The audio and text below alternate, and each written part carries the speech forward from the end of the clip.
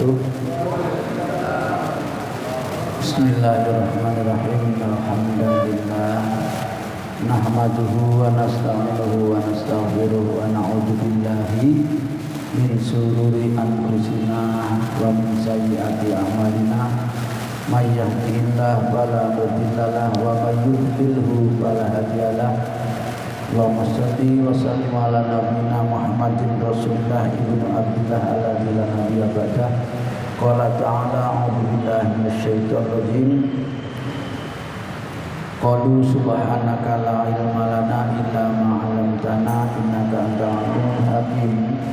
Wa qala Nabi sallallahu alaihi wasallam man salaka tariqan yaltamisuhu ilman sahalallahu lahu tariqan ila jannah. Sadaqallahu adzim. Wa sadaqa Nabiyul Karim. Hadirin kaum muslimin, Bapak Ibu jamaah yang dirahmati Allah Ta'ala, puji syukur kita haturkan kehadiran Allah. Mudah-mudahan seluruh rangkaian ibadah kita sekecil apapun selalu diridhoi, diterima oleh Allah Ta'ala, dapat mengantarkan nanti saatnya kita mati kembali ke hadirat Allah dalam keadaan husnul khotimah.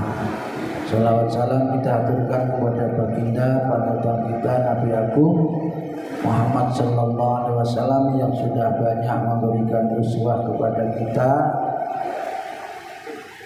Mudah-mudahan kita betul-betul diambil sebagai umatnya dan kelak dapat bertemu dengan beliau seraya mendapatkan syafaat atau pertolongannya. Jamaah, kita lanjutkan taklim kita dalam waktu yang amat sangat singkat ini. Kita masih di bab haji. Ini hadis nomor 8. Kemarin sudah saya ingin ulangi ya. 8. Wan Ibnu Abbas radhiyallahu anhuma, sebuah riwayat dari Ibnu Abbas radhiyallahu anhuma anna Nabi sallallahu alaihi wasallam qala. Kemarin sudah ya. Rasul bersabda, umratun ya, ibadah umrah fi Ramadana, di bulan Ramadan ya. Umrah niku di bulan Ramadan sulit karena amat sangat banyaknya pengunjungnya sehingga penuh sesak padat betul, sembarang ribet dong akeh wong. Kata beliau, umrah di bulan Ramadan itu takdilu hajatan au hajatan ma'i. Jadi umrah di bulan Ramadan nek saged, nek umrah bulan Ramadan nggih, itu nilainya membandingi haji bersama Rasulullah. Coba nggih. Tapi ya umrah itu sekalipun bebas, bisa sewaktu-waktu, tapi tidak mesti bisa karena di samping tempat kita jauh.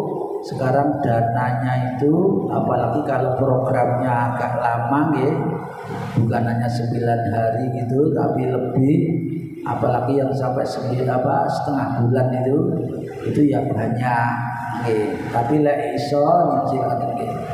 Jadi hadirin, ini umroh.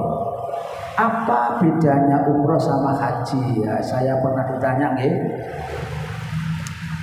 Kalau umroh itu tidak harus sama haji. Yang pertama, umroh tok saiki oleh umroh tok. Tapi lek haji mesti kudu karo umroh. Gitu. Makanya ada haji tamattu, haji qiron nggih. Itu karena pelaksanaannya kalau qiron itu bareng haji sama umrohnya bareng. Jadi haji itu mesti karo umroh, tapi lek umroh tidak harus sama haji. Yang kedua, umroh itu oleh sewaktu-waktu, saiki oleh. Nggih, tapi lek haji mboten oleh. Kudu nanti nunggu Dzulhijjah tanggal 9 di Arafah. Ngaten nggih. Itu kalau haji. Terus yang ketiga bedanya, kalau haji itu tidak hanya hukum tidak hanya tawaf sama sa'i, tapi ada hukum, ada mabit di Mina, ada jumroh lontar jumroh itu loh. Umroh enggak, umroh itu cukup tawaf sama sa'i. Terus mari sa'i terus tahallul ngoten tok. Jadi ini bedanya. Hadirin yang dirahmati Allah taala, kalau bolak-balik matur nggih. Kalau misalnya rasanya itu kok sulit nggih, berat untuk bisa melaksanakan umroh apalagi haji, panjenengan bisa siasati dengan cara subuh itu melok jamaah. Ya, apakah di masjid, di musola atau di rumahnya sendiri pun boleh, pokoknya jamaah. Ya, jamaah. Yang pertama itu syaratnya. Yang kedua, mari sholat gak ngalinggon, duduk nanggone. Ya, kayak Pak Ustaz, sinten niku? Sing Ramadan ten mriku niku. Said Yasna itu biasa melaksanakan. Kemudian nunggu sampai masuk waktu suruh, waktunya suruh. Kemudian melaksanakan sholat 2 rakaat. Lah, antara sholat subuh sama isyraq itu tidak boleh pindah kecuali ada ketentuan yang harus, misalnya batal gitu nggih. Boleh ke kamar kecil wudu atau bermaksud untuk mengambil Al-Quran untuk dibaca, boleh kayak gitu. Atau ada yang emergency, yang mendesak, misalnya ada orang sakit mendadak keras tiba semaput oleh panjenengan nulungi, emergency. Nah, itu nanti wis waktunya isyraq suruh ngerti nek ngen kula muni nek mriki mboten ngerti kula. Ngoten niku ditunggu, ndak langsung ditunggu antara 3 sampai 5 menit. Karena menit itu baru matahari beranjak muncul. Lah, selama 3 sampai 5 menit nunggu supaya sempurna matahari itu terbitnya. Lewis sempurna baru sholat 2 rakaat. Hadirin niku lek iso istiqomah. Syaratnya istiqomah tidak bisa ngetok. Tapi berkali-kali istiqomah.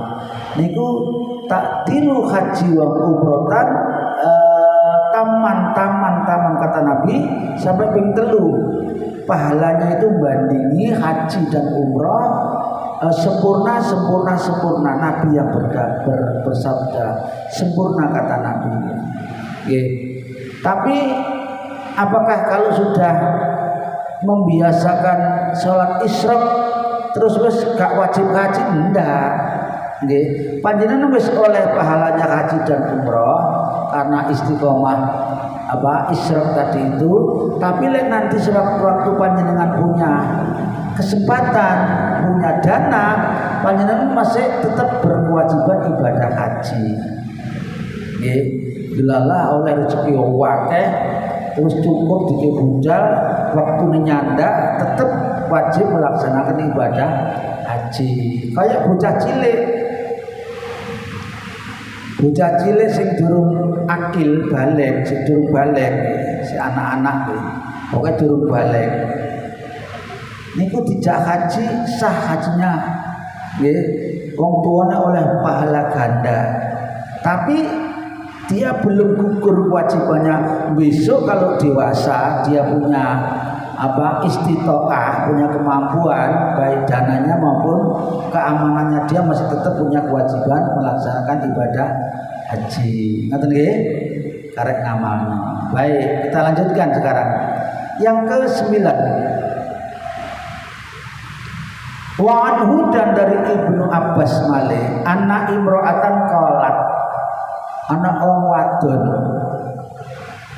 Wadon itu bahasa ndi? Dheweku biyen mondok wong wedok niku wadon ngoten.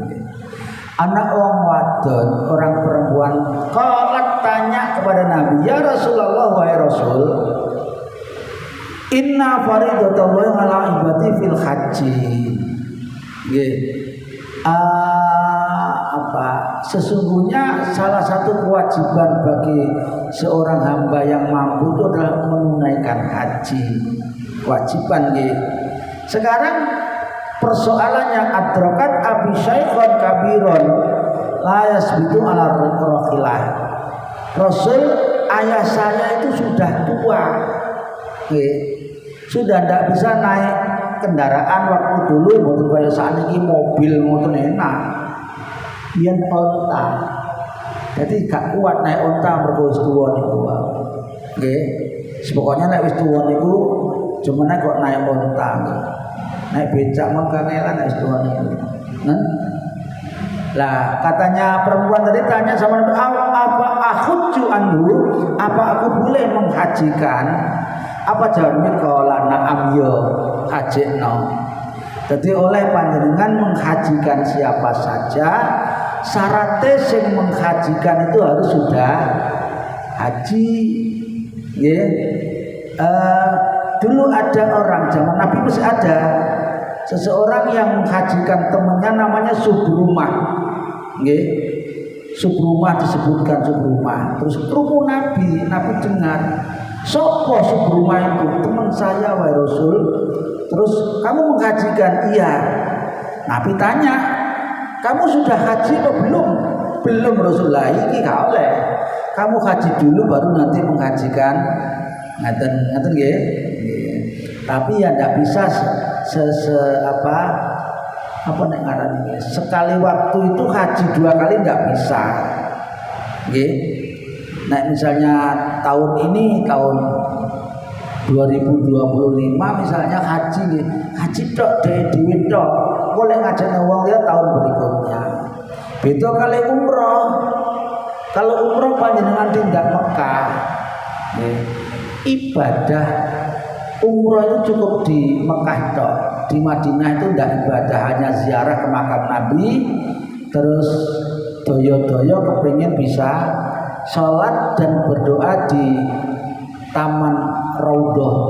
Di Raudhah itu taman surga. Ingin dapat tempat di situ sholat terus berdoa, karena doa di Raudhah itu wakilah tidak ditolak, pasti dikabulkan. Tapi kalau umrah itu cukup di Mekah tok. Lah, sekali panjenengan tidak datang Mekah, boleh umrah berkali-kali. Nggih.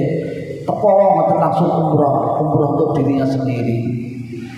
Dulu beberapa jam selesai toh umrah itu karena hanya tawaf. Terus leren sedilu, kadang minum air zam-zam, terus sholat sunnah.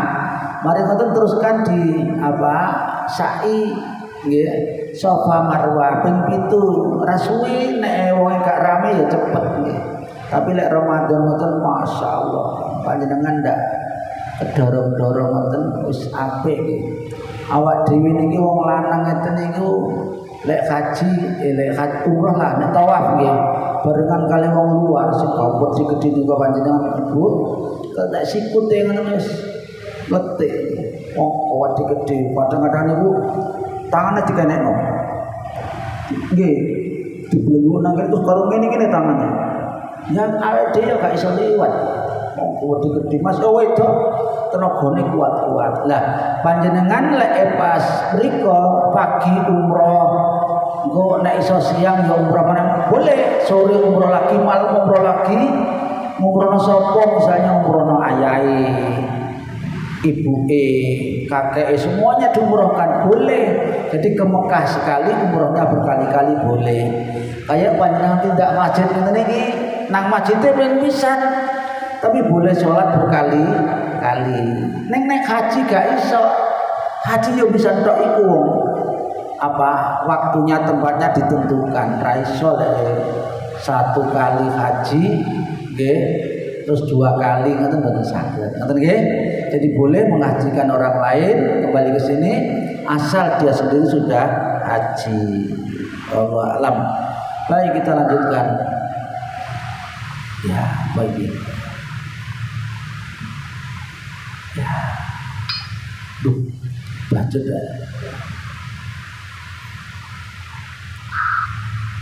Ya, gimana? Nomor 10. Wa'an Lakit jenenge Lakit bin Amir radhiyallahu anhu. jenenge Lakit, angel Lakit Ibnu Amir, bapaknya jenenge Pak Amir. Jadi Amir itu nama sejak zaman Nabi sudah ada. Radhiyallahu anhu, sesungguhnya Lakit, bapak Lakit annahu Lakit ata Nabi sallallahu alaihi wasallam datang kepada Nabi. Faqala padha kali wau niki padha kali 9 wau. Cuma siji wong ngoten nggih. Faqala kemudian dia bilang, dia tanya, inna abi syaikhun, wahai Rasul, sesungguhnya ayah itu sudah tua, kabirun, wis tua kafir, jadi tua renta, tidak hanya tua banget, tua renta.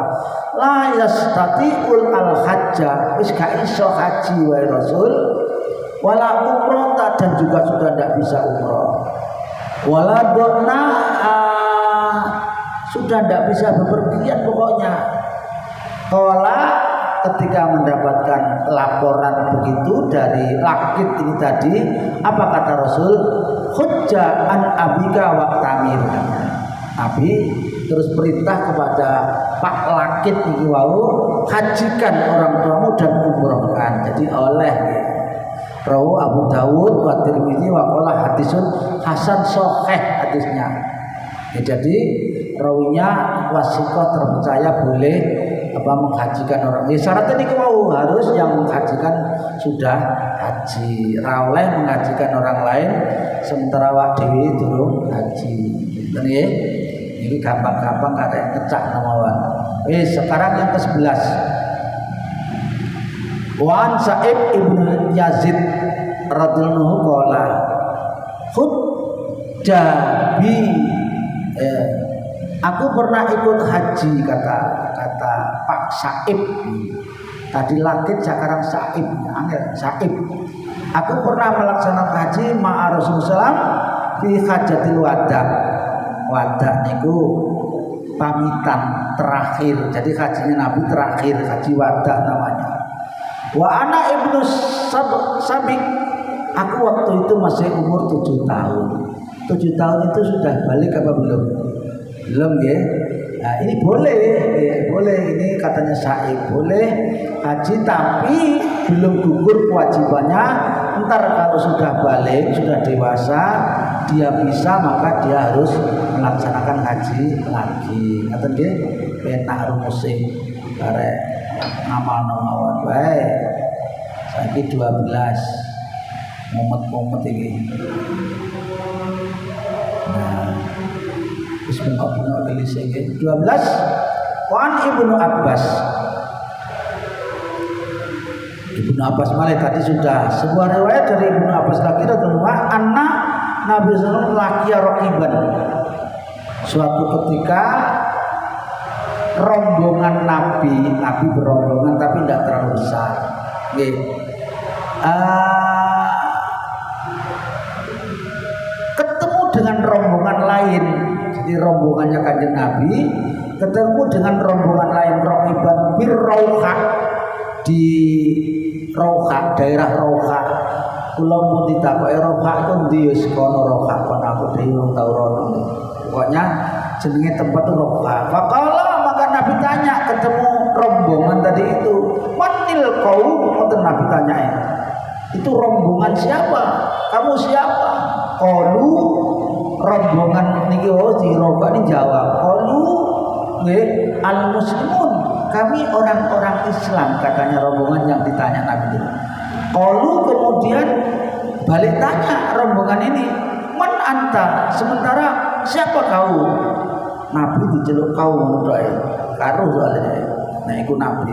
Qala, menjawablah Rasulullah SAW. Dia menjawab, Rasulullah, aku ini Rasulullah.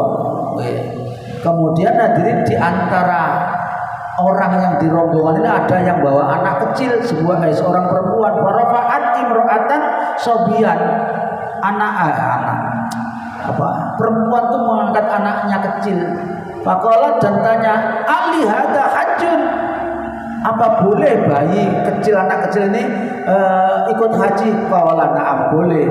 Na'am walaka ajrun. Jadi wong tua lek nggawa haji anak ini ku hadirin, anak ini boleh pahala nggih, tapi durung diberikan kalau dia belum balik, tapi pahalanya untuk orang tuanya. Lah iso ngoten apik nggih. Tapi tetap saja dia anak kecil ini nanti kalau sudah dewasa berkewajiban menunaikan ibadah haji. Wallahu a'lam. Gampang-gampang karek amal tok. Yang ke-13 wa Anas radhiyallahu anhu Rasulullah SAW hajja ala rakhlin akanat zamilatun. Suatu ketika Nabi ini sebelum haji wada pernah beliau haji itu naik kendaraan naik onta, bahkan perbekalannya juga di atas onta itu dulu. Tapi hadirin, sekarang sudah tidak memungkinkan haji di atas kendaraan kecuali orang yang sudah tidak bisa jalan, ditaruh kursi roda itu ya kendaraan ya, diusung rono ini. Hadirin, di Mekah itu semakin kita bertawaduk, semakin pasrah, semakin mendapatkan pertolongan dari Allah. Sebaliknya orang sombong, kecil sekalipun dia sombongnya, dan bahkan tidak diucapkan di batin itu akan menimbulkan akibat berat. Dulu ketika saya ke sana ada di antara rombongan saya itu orang tua wisan, mlaku ngono gak kuat, mlaku adoh gak kuat. Jadi dari sini sudah menyiapkan di antara kursi roda, dan di sana sudah didaftarkan pendorong nggih, sing lakono kursi roda niku dipeseno di ongkosno. Rupane hadirin yang dirahmati teko kono niku sehat wal afiat. Musuh kursinya roda nganggur. Kenapa? Dia penuh pasrah. Apa yang terjadi akan dia alami, dan semata-mata hanya memohon kepada Allah Ta'ala agar diberikan kekuatan kelancaran. Ada orang yang dalam hatinya itu mik batin tok, nggih, mik batin tok, jare sapa? Ngati itu betul diomongno. Jare sapa ning gone Mekah nang keliling ini Ka'bah itu panas. Terus wong gak kuat. Bukan apa-apa nek kita itu. Begitu waktunya dia tahu betul tidak kuat hati. Padahal dia tidak ngomong, cuma dibatin dalam hatinya saja. Itu salah satu di antaranya, yang lain banyak sekali. Nah, oleh karena itulah hadirin, kalau kita akan menunaikan ibadah di sana baik haji maupun umroh, tanamkan niat yang betul. Yang pertama, yang kedua panjatkan doa, mohon pertolongan. Yang ketiga pasrah sepenuhnya kepada Allah Subhanahu wa taala. Hadirin, terutama yang masih muda, berupayalah untuk bisa ke sana. Ya minimal umroh, syukur kalau bisa haji. Kenapa hadirin? Masya Allah, di sana kelebihannya luar biasa gitu. Panjenengan sholat sekali nang Mekah, neng Mekah nih, sholat maghrib misalnya, sekali tok sholatnya di sana. Niku podo kali sholat tinggi 100.000 kali, pirang dino nih? 100.000. Dan nek kono sedina sewengi sholat 5 waktu, niku pun podo kali 100.000 hari di sini. Tapi terus gak oleh panjenengan ngaku wis mari ke Mekah. Sholatku wis akeh, aku ning kono 10 dino misalnya, 10 dino. Iku lek sak dinone padha karo 100.000 ning kono ngagel. Nek 10 dino sepiro? Lek kono seprei gak usah salat kok teko ngagel. Mergo wis oleh sekian banyak nih, mboten oleh, tetep mboten oleh. Nggih, karena sekian banyak hitungan tadi itu hanya hitungannya, sementara kewajiban di tempat kita masih tetap berlaku. Iku nek teng Mekah. Betul panjenengan di sana sholat duha sekali sama dengan 100.000, bukan 1.000. Kalau di Madinah 1.000. Nggih, panjenengan sholat ning kono maghrib pisan nggih, padha kali 1.000 kali ning kene. Iku lek ten Madinah. Kalau di Masjidil Aqsa 500 kali. Wallahu a'lam. Penak ngomong yang lakon ini sing mboten patek enak. Nggih, ngumpulno sama sing akeh sama berdoa. Wallahu a'lam. Kita lanjutkan tek isi 14. Wan Ibnu Abbas radhiyallahu anhu Ibnu Abbas berkata, kanat mukadun wa majinatun, apa ini? Adalah ukadu wa majinatun, ukat dan majinah. Wadul majas, daerah hadirin, daerah ukat dan majinah bukan Madinah, majinah. Wadul majas dan dul majas. Ini jeneng Arab ngeten iki. Aswaqon adalah pasar ya pasar fil jahiliyati biyen di zaman jahiliyah. Nggih. Daerah tiga ini ukat, majinah dan dul majas itu di biyen zaman jahiliyah sebelum menjadi negeri muslim, sana itu adalah pasar. Nggih. Fata asamu ayatajiru fil mawasimi, maka orang-orang yang sudah muslim yang berjual beli dagang itu merasa berdosa kalau dia melakukan perdagangan di tempat ini tadi itu.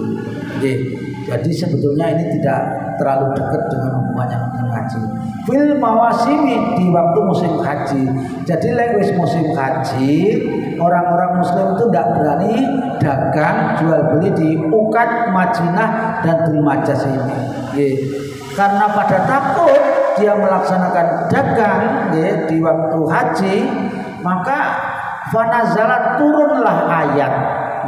Lantaran itu Allah mengerti, Allah menurunkan ayat ini di dalam surat Al-Baqarah 198. Kata Allah, laisa alaikum junahun, kamu tidak dosa antabtagu fadlan mir rabbikum, kamu mencari rezeki dari Tuhanmu, fadilah dari Tuhanmu di negeri itu, di tempat itu, sekalipun waktunya haji, asal kamu sudah menunaikan ibadah haji tetap boleh, tapi harus melaksanakan haji dulu, baru nanti kalau sudah tidak punya kewajiban haji karena sudah dilaksanakan. Haji itu kan cukup 1 kali 1 tahun. Kalau umrah boleh selain waktu haji. Nah, maka karena orang-orang ini pada takut untuk berusaha di tempat itu, diturunlah ayat ini, laisa alaikum junahun, tidaklah kamu sekalian berdosa ayat tahu fadlam rabbikum fi mawasimi, di dalam musim haji. Wallahu a'lamu bissawab. Baik, kita hadirin, sebelum kita lanjut ada yang perlu dibahas? Ada, monggo silakan, kalem-kalem. Bismillah. Assalamualaikum warahmatullahi wabarakatuh. Waalaikumsalam. Saya mau menanyakan arti daripada sebuah bacaan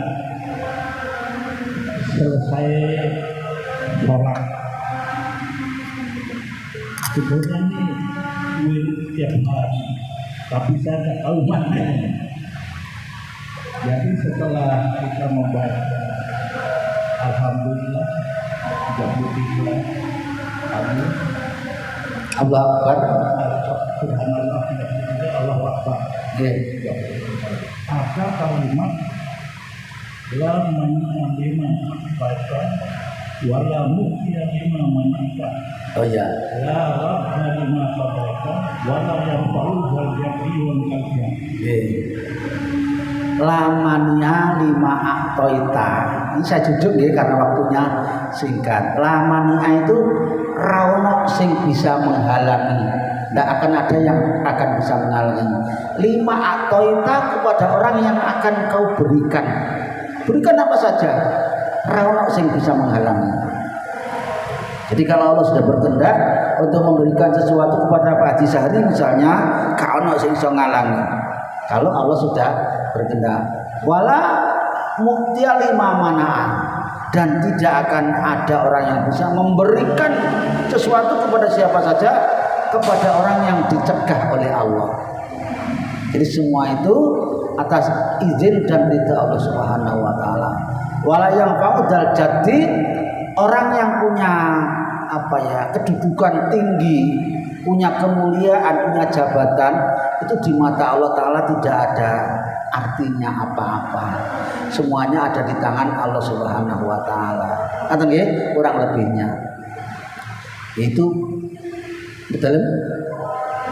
Ya memang kalau disampaikan sepintas kayak gini ya tidak langsung bisa hafal. Tapi lek panjenengan buka bukunya, sekarang banyak kok di YouTube itu nggih. Itu kalimat apa saja bisa ditemukan, termasuk itu lamania lima atata wala mutia lima manata wala yang faudal jati mikal jat. Jadi orang yang punya kehebatan kedudukan raja sekalipun di mata Allah Ta'ala tidak ada apa-apanya, dan dia tidak akan bisa memberikan sesuatu kepada seseorang kalau Allah tidak mengizinkannya. Oke, pun ada lagi, cukup Haji Sari ada lagi. Kalau bisa nih ya saisone gak usah dijangkepi. Kita datang ke masjid ini lek subuh itu datang sebelum azan kalau bisa. Nah, begitu azan ya artinya kita sudah di masjid terus sudah sholat sunat. Begitu panjenengan masuk di masjid sholat sunat tahiyatul masjid terus duduk, langsung dalam hati niat iktikaf. Iktikaf itu tidak mesti harus Ramadan.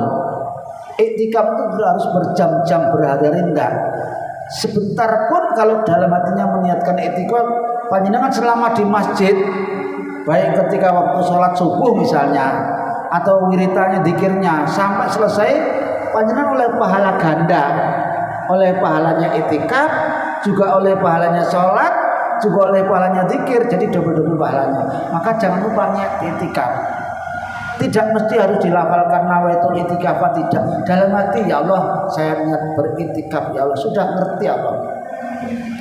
Kemudian kalau sudah azan, selesai azan, doa azan.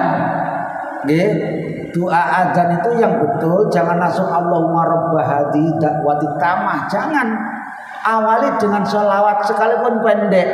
Allahumma sholli ala Muhammad wa ala Muhammad. Ngoten. Karena doa tidak akan mudah dikabulkan oleh Allah yang tidak diawali dengan salawat dan ditutup dengan salawat. Jadi salawat Allahumma sholli ala Muhammad. Saya juga gitu, Allahumma sholli ala Muhammad, Allahumma rabb hadhihi da'wati tamah. Lek wis innaka latul mu'minun, panjenengan kepengin nambah boleh ditambah.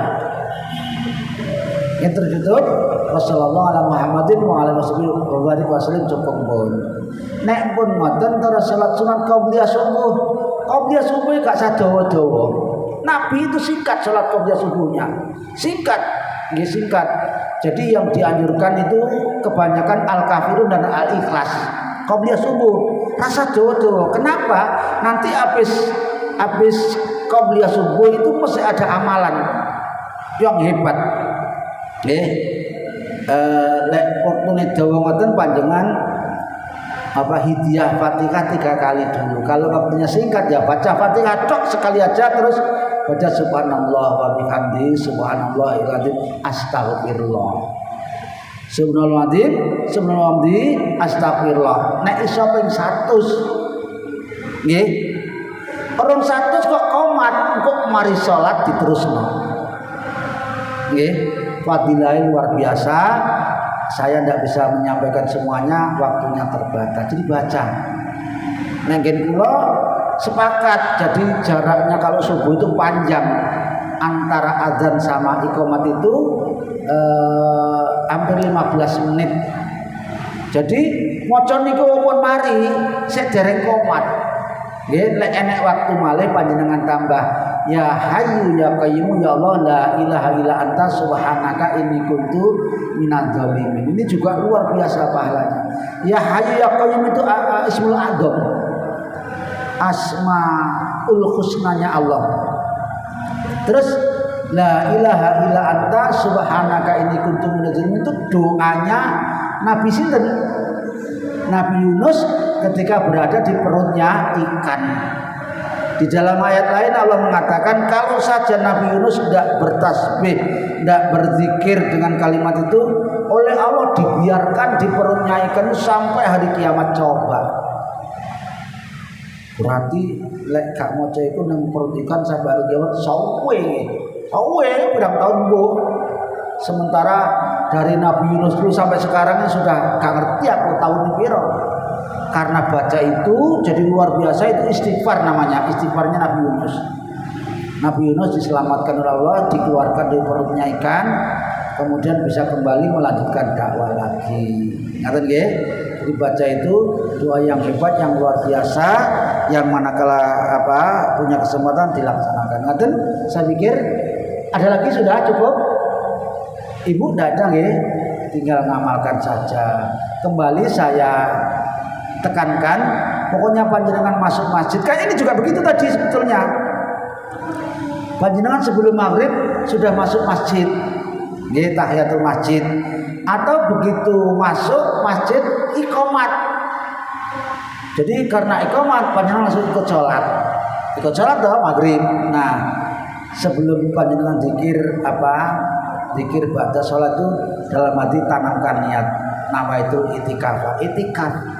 Jadi ngene iki oleh double pahala panjenengan, ya oleh pahalanya itikaf, ya oleh pahalanya taklim, ngaji ini oleh pahala. Nanti memudahkan langkah kakinya ke surga. Yang ketiga dapat pahala karena menunggu masuknya sholat berikutnya. Coba pahala ini kita diketokno ngoten masyaallah ibu bapak. Ndak ada orang yang males nang ibadah itu. Mergo durung ketok dadi wong ra patek ngandel. Nilai ketok ngoten masyaallah. Buktine nek Ramadan itu loh. Ya panjenengan eling toh. Ramadan itu bedanya apa kali maghrib biasa ngeten iki. Nek Ramadan ana lah mulane akeh sing ketok mergo ketok. Pahala niki lek ketok ngoten hadirin masyaallah. Orang itu rebutan masuk masjid itu, rela diundi. Napa malih sok depan. Mergo durung ketok ya ora patek ngandel. Orang-orang itu kan inginnya yang instan yang ketok-ketok motor. Saya ingat dulu saya masih kuliah, masih di IAIN sana. Saya waktu itu di Jember Korkom itu loh. Itu lek Ramadan dulu ada namanya orang di Alfa itu namanya Haji Sukri nggih. Sudah almarhum nggih. Itu lek Ramadan ngetokno zakat masalah banyak banget. Nek gak salah waktu itu tahun sekitar 80 berapa ya, pokoknya sebelum 85 saya ingat itu. Itu lek Ramadan ngetokno zakat mal nggih dibagikan kepada orang yang ikut jamaah di Al-Falah maghrib. Hadirin masyaallah waktu itu nek gak salah gak sampai 50.000 kok, tapi waktu itu duit 50.000 luar biasa banyaknya. Padha karo saiki 500.000 bae iki. Sing antri teko bungkul hadirin. Antri nggih untuk bisa mendapatkan coba mergo ketok, sementara pahala akhirat tidak ketok. Subuh itu kalau orang ketok pahalanya, dia tidak ridho ketinggalan qabliyah subuh. 2 rakaat qabliyah subuh itu jauh lebih hebat ketimbang dunia ini saisine. Sayang durung ketok, jadi akeh wong gak patek ngandel. Ngoten nggih? Mohon maaf waktunya sudah habis, mudah-mudahan dibarengi hidayah taala dan mudah-mudahan pekan depan kita bisa bertemu lagi, kita lanjutkan pada bab berikutnya. Kita akhiri subhanakallahumma wa bihamdika asyhadu an la ilaha illa anta astaghfiruka wa atubu ilaik. Wassalamualaikum warahmatullahi wabarakatuh.